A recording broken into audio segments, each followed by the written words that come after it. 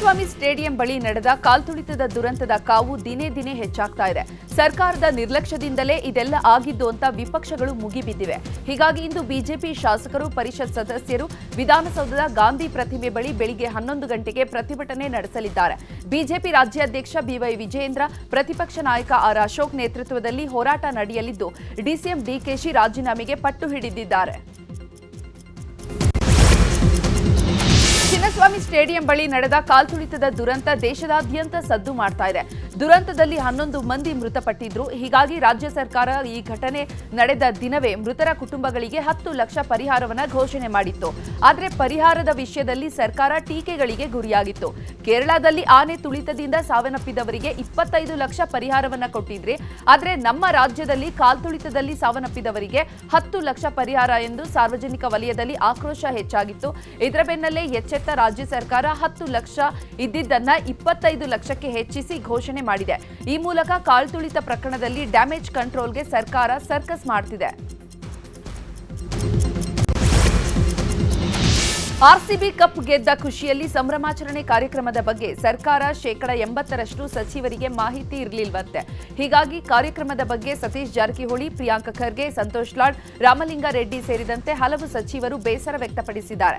ಇದರ ಮಧ್ಯೆ ಒಂದಿಬ್ಬರು ಹೇಳಿದ ಕ್ಷಣ ಸಿಎಂ ಒಪ್ಪಿಕೊಳ್ಳಬಾರದಿತ್ತು ಎಂಬ ಚರ್ಚೆ ಶುರುವಾಗಿದೆ. ಹೀಗಾಗಿ ಸರ್ಕಾರಕ್ಕೆ ಇಮೇಜ್ಗಿಂತ ಡ್ಯಾಮೇಜ್ ಹೆಚ್ಚಾಗಿದ್ದು, ಈ ಎಲ್ಲಾ ಬೆಳವಣಿಗೆಗಳ ನಡುವೆ ಪೀಕಲಾಟದಲ್ಲಿ ಸಿಎಂ ಸಿದ್ದರಾಮಯ್ಯ ಸಿಲುಕಿದ್ದಾರೆ. ಚಿನ್ನಸ್ವಾಮಿ ಕ್ರೀಡಾಂಗಣದಲ್ಲಿ ಕಾಲ್ತುಳಿತ ಪ್ರಕರಣಕ್ಕೆ ಸಂಬಂಧಪಟ್ಟಂತೆ ಸಿಐಡಿ ಅಧಿಕಾರಿಗಳು ತನಿಖೆ ಚುರುಕುಗೊಳಿಸಿದ್ದಾರೆ. ಚಿನ್ನಸ್ವಾಮಿ ಸ್ಟೇಡಿಯಂನಲ್ಲಿ ನಿಯೋಜನೆಯಾಗಿದ್ದಂತಹ ಪೊಲೀಸರಿಗೆ ಎಷ್ಟು ಎಂಬ ಆಯಾಮದಲ್ಲಿ ತನಿಖೆ ಮಾಡ್ತಿದ್ದಾರೆ. ಜೊತೆಗೆ ಗೇಟ್ನಲ್ಲಿ ಇನ್ಚಾರ್ಜ್ ಇದ್ದ ಅಧಿಕಾರಿಗಳನ್ನ ಸಿಐಡಿ ಕಚೇರಿಗೆ ಕರೆಸಿ ವಿಚಾರಣೆ ಮಾಡುವ ಸಾಧ್ಯತೆಯೂ ಇದೆ.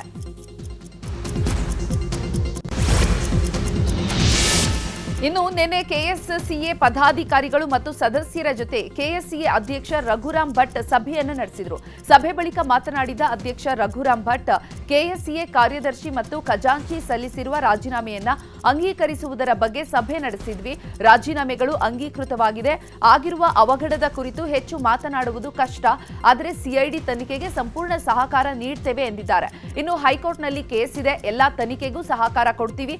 ನಮಗೆ ಯಾವುದೇ ನೋಟಿಸ್ ಬಂದಿಲ್ಲ. ಒಂದ್ ವೇಳೆ ನಮ್ಮ ವಿಚಾರಣೆಗೆ ಕರೆದ್ರೆ ಸಹಕರಿಸಿ ಎಲ್ಲದಕ್ಕೂ ಉತ್ತರ ಕೊಡ್ತೀವಿ ಅಂದ್ರು. ಮಾಜಿ ಸಿಎಂ ಬಿಎಸ್ ಯಡಿಯೂರಪ್ಪರ ಮೊಮ್ಮಗನ ವಿವಾಹ ಮಹೋತ್ಸವ ಅದ್ದೂರಿಯಾಗಿ ನಡೆಯುತ್ತಿದೆ. ಬೆಂಗಳೂರಿನ ಅರಮನೆ ಮೈದಾನದಲ್ಲಿ ರಾತ್ರಿ ನಡೆದ ಕಾರ್ಯಕ್ರಮದಲ್ಲಿ CM Siddaramaiah, DCM DK Shivakumar, Zameer Ahmed ಸೇರಿದಂತೆ ಅನೇಕ ಗಣ್ಯರು ಭೇಟಿ ನೀಡಿ ವಧುವರರಿಗೆ ಆಶೀರ್ವದಿಸಿದ್ದಾರೆ. ಸಿಎಂ ಡಿಸಿಎಂ ಪ್ರತ್ಯೇಕವಾಗಿ ಭೇಟಿ ನೀಡಿ ಶುಭ ಹಾರೈಸಿದ್ರು. ಇನ್ನು ಸಿಎಂ ಸಿದ್ದರಾಮಯ್ಯಗೆ ಸಂಸದ ಬಿವೈ ರಾಘವೇಂದ್ರ ಶಾಲು ಹೊದಿಸಿ ಆಶೀರ್ವಾದ ಪಡೆದಿದ್ದಾರೆ. ಇನ್ನು ಸಂಸದ ಬಿವೈ ರಾಘವೇಂದ್ರ ಮಗನ ಮದುವೆಗೆ ದಿಗ್ಗಜ ನಾಯಕರೇ ಆಗಮಿಸುತ್ತಿದ್ದಾರೆ.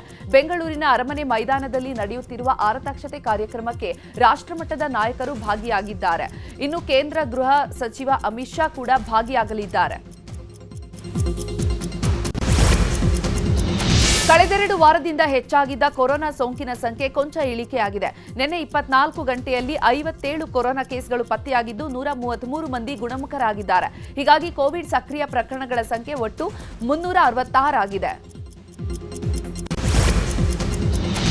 ಇಂದಿನಿಂದ ರಾಜ್ಯದಲ್ಲಿ ಮತ್ತೆ ಮುಂಗಾರು ಮಳೆ ಚುರುಕುಗೊಳ್ಳಲಿದೆ ಅಂತ ಹವಾಮಾನ ಇಲಾಖೆ ಮುನ್ಸೂಚನೆ ಕೊಟ್ಟಿದೆ.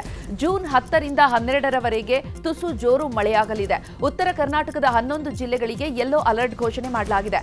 ಡ್ಯಾಂಗಳು ಭರ್ತಿಯಾಗಿರೋದ್ರಿಂದ ನದಿ ಪಾತ್ರದ ಜನರಿಗೆ ಎಚ್ಚರಿಕೆಯಿಂದ ಇರಲು ಸೂಚಿಸಲಾಗಿದೆ. ಹಾವೇರಿ ನಗರದಲ್ಲಿ ಬರ್ತ್ಡೇ ಬ್ಯಾನರ್ ತೆರವುಗೊಳಿಸುವ ವಿಚಾರಕ್ಕೆ ಗಲಾಟೆ ನಡೆದಿದೆ.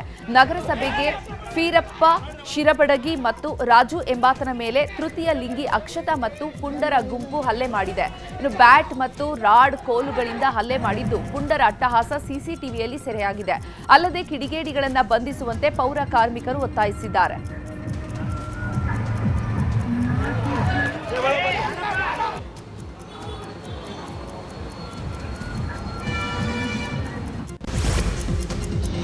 ಮಂಡ್ಯದ ಟಿಎಂ ಹೊಸೂರು ಗೇಟ್ ಬಳಿ 2 ಟಿಪ್ಪರ್ ಲಾರಿಗಳ ನಡುವೆ ಭೀಕರ ಅಪಘಾತ ಸಂಭವಿಸಿದೆ.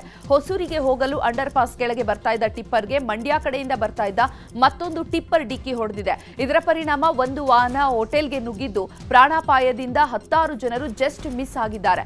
ಈ ಭೀಕರ ದೃಶ್ಯ ಸಿಸಿಟಿವಿಯಲ್ಲಿ ಸೆರೆಯಾಗಿದೆ.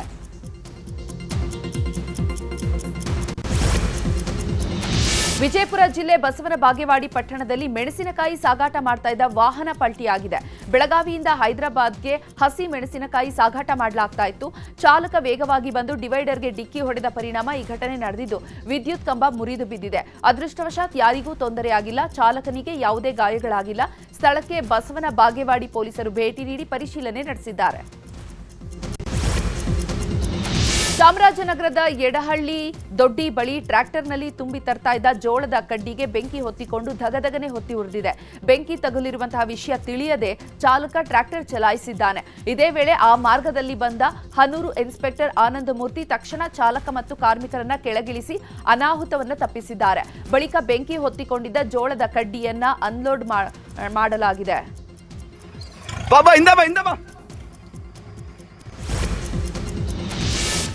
ಇಂದು ಮುಂಗಾರು ಹಂಗಾಮಿನ ಮೃಗಶಿರ ಮಳೆ ಕೊಡುವಂತಹ ಸಮಯದಲ್ಲಿ ಅಸ್ತಮಾ ರೋಗಿಗಳಿಗೆ ವನಸ್ಪತಿ ಔಷಧಿಗಳನ್ನು ನೀಡಲಾಗ್ತಾ ಇದೆ.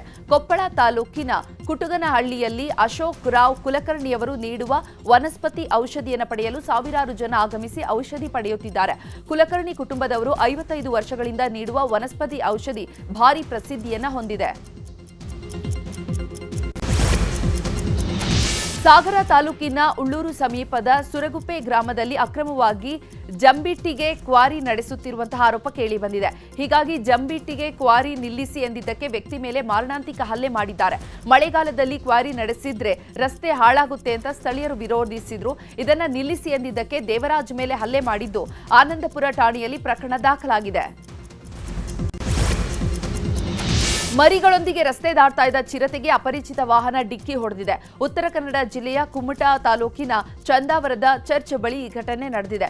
3 ಮರಿಗಳೊಂದಿಗೆ ರಸ್ತೆ ದಾಟ್ತಾ ಇದ್ದಾಗ ವೇಗವಾಗಿ ಬಂದ ವಾಹನ ಡಿಕ್ಕಿ ಹೊಡೆದಿದ್ದು ಇನ್ನು ನೋವಿನಿಂದ ಚಿರತೆ ನರಳಾಡಿದೆ. ಕೂಡಲೇ ಸ್ಥಳಕ್ಕೆ ಆಗಮಿಸಿದ ಅರಣ್ಯ ಇಲಾಖೆ ಸಿಬ್ಬಂದಿ ಚಿರತೆಯನ್ನ ರಕ್ಷಿಸಿದ್ದಾರೆ. ಅತಿ ವೇಗ ತಿಥಿ ಬೇಗ ಅನ್ನೋ ಮಾತಿದೆ. ಆ ಮಾತಿಗೆ ಸಾಕ್ಷಿ ಎಂಬಂತೆ ರಸ್ತೆ ಅಭಿವೃದ್ಧಿ ಆಗಿದ್ದೇ ತಡ. ಚಾಮರಾಜನಗರದ ಕೊಳ್ಳೇಗಾಲದಿಂದ ಮಲೆ ಮಹದೇಶ್ವರ ಬೆಟ್ಟದ ರಸ್ತೆಯಲ್ಲಿ ಕಳೆದ 6 ತಿಂಗಳಿನಿಂದ ಅಪಘಾತದ ಪ್ರಕರಣ ಭಾರಿ ಪ್ರಮಾಣದಲ್ಲಿ ಏರಿಕೆಯಾಗಿದ್ದು ಸಾವಿನ ಹೆದ್ದಾರಿ ಎಂಬ ಕಳಂಕ ಪಡೆದುಕೊಂಡಿದೆ. ಹಿಂದೆ ಈ ರಸ್ತೆ ಹದಗೆಟ್ಟಿದ್ದು ಡಾಂಬರಿಗಿಂತ ಬರೀ ಹಳ್ಳ ಗುಂಡಿಗಳೇ ಇತ್ತು. ಸಣ್ಣ ಪುಟ್ಟ ಅಪಘಾತಗಳು ನಡೀತಾ ಇದ್ವು. ಆದರೆ ಈಗ ರಸ್ತೆ ಸಂಪೂರ್ಣವಾಗಿ ರೆಡಿಯಾದ ಹಿನ್ನೆಲೆ ಅಪಘಾತಗಳ ಸಂಖ್ಯೆಯೂ ಹೆಚ್ಚಾಗಿದೆ.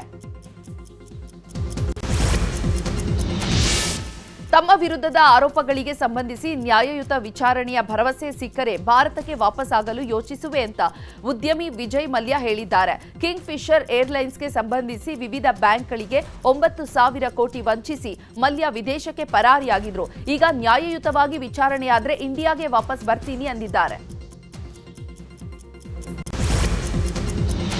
ಭಾರತ ಭಯೋತ್ಪಾದನೆ ವಿರುದ್ಧ ಶೂನ್ಯ ಸಹಿಷ್ಣುತೆ ನೀತಿಯನ್ನ ಪಾಲಿಸುತ್ತೇವೆ ಮತ್ತು ದುಷ್ಕೃತ್ಯ ಎಸಗುವವರನ್ನ ಎಂದಿಗೂ ಸಹಿಸುವುದಿಲ್ಲ ಅಂತ ಪಾಕಿಸ್ತಾನಕ್ಕೆ ವಿದೇಶಾಂಗ ಸಚಿವ ಎಸ್ ಜೈಶಂಕರ್ ಎಚ್ಚರಿಕೆ ಕೊಟ್ಟಿದ್ದಾರೆ.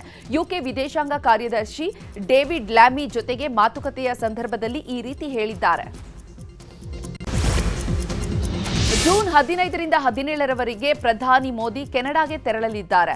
G7 ಶೃಂಗಸಭೆಯಲ್ಲಿ ಪ್ರಧಾನಿ ನರೇಂದ್ರ ಮೋದಿ ಭಾಗವಹಿಸಲಿದ್ದಾರೆ. ಈ ಬಗ್ಗೆ ಎಕ್ಸ್ನಲ್ಲಿ ಬರೆದುಕೊಂಡಿರುವ ಮೋದಿ, ಕೆನಡಾದ ಪ್ರಧಾನಿ ಕಾರ್ನಿ ಅವರ ಭೇಟಿ ಎದುರು ನೋಡ್ತಿದ್ದೇನೆ ಎಂದಿದ್ದಾರೆ. 2024ರಲ್ಲಿ ಮಹಾರಾಷ್ಟ್ರದಲ್ಲಿ ನಡೆದಿದ್ದ ವಿಧಾನಸಭೆ ಚುನಾವಣೆಯಲ್ಲಿ ಮ್ಯಾಚ್ ಫಿಕ್ಸಿಂಗ್ ಆಗಿದೆ ಎಂಬ ಆರೋಪವನ್ನು ಪುನರುಚ್ಚರಿಸಿರುವಂತಹ ರಾಹುಲ್ ಗಾಂಧಿ ಮುಂಬರುವ ಬಿಹಾರ ಚುನಾವಣೆಯಲ್ಲಿಯೂ ಹೀಗೆಯೇ ಆಗಲಿದೆ ಅಂತ ಭವಿಷ್ಯ ನುಡಿದಿದ್ದಾರೆ. ಜೊತೆಗೆ ಬಿಜೆಪಿ ಎಲ್ಲಿ ಸೋಲು ಅನುಭವಿಸುವ ಸ್ಥಿತಿ ಇದೆಯೋ ಅಲ್ಲೆಲ್ಲ ಹೀಗೆ ಆಗಲಿದೆ ಅಂತ ಆರೋಪಿಸಿದ್ದಾರೆ. ಈ ಬಗ್ಗೆ ರಾಹುಲ್ ಗಾಂಧಿ ಎಕ್ಸ್ನಲ್ಲಿ ಪೋಸ್ಟ್ ಮಾಡಿ ಬರೆದುಕೊಂಡಿದ್ದಾರೆ. ಕೇದಾರನಾಥಗೆ ತೆರಳ್ತಾ ಇದ್ದ ಖಾಸಗಿ ಹೆಲಿಕಾಪ್ಟರ್ ತಾಂತ್ರಿಕ ದೋಷದಿಂದ ಹೆದ್ದಾರಿಯಲ್ಲಿ ತುರ್ತು ಭೂಸ್ಪರ್ಶ ಮಾಡಿದೆ. ಉತ್ತರಾಖಂಡ್ನ ರುದ್ರಪ್ರಯಾಗ್ ಜಿಲ್ಲೆಯ ಗುಪ್ತಕಾಶಿ ಹೆದ್ದಾರಿಯಲ್ಲಿ ಈ ಘಟನೆ ನಡೆದಿದೆ. ಇನ್ನು ಹೆಲಿಕಾಪ್ಟರ್ನಲ್ಲಿದ್ದ ಎಲ್ಲ ಪ್ರಯಾಣಿಕರು ಸೇಫ್ ಆಗಿದ್ದಾರೆ. ಹೆಲಿಕಾಪ್ಟರ್ಗೆ ಸಣ್ಣ ಹಾನಿಯಾಗಿದೆ.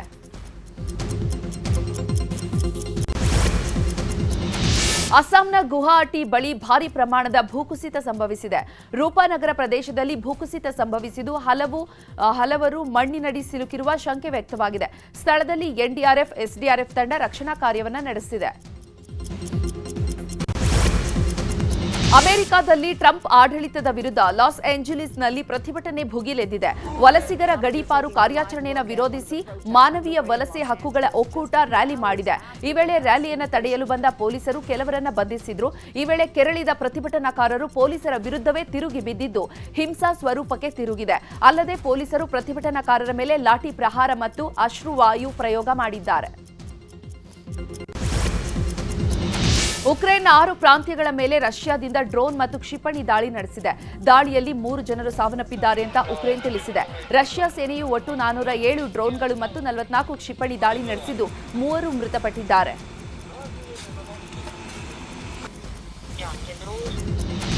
ರಷ್ಯಾದ ಅಧ್ಯಕ್ಷ ಪುಟಿನ್ ಒಬ್ಬ ಕೊಲೆಗಾರ ಅಂತ ಉಕ್ರೇನ್ ಅಧ್ಯಕ್ಷ ಝೆಲೆನ್ಸ್ಕಿ ಹೇಳಿದ್ದಾರೆ.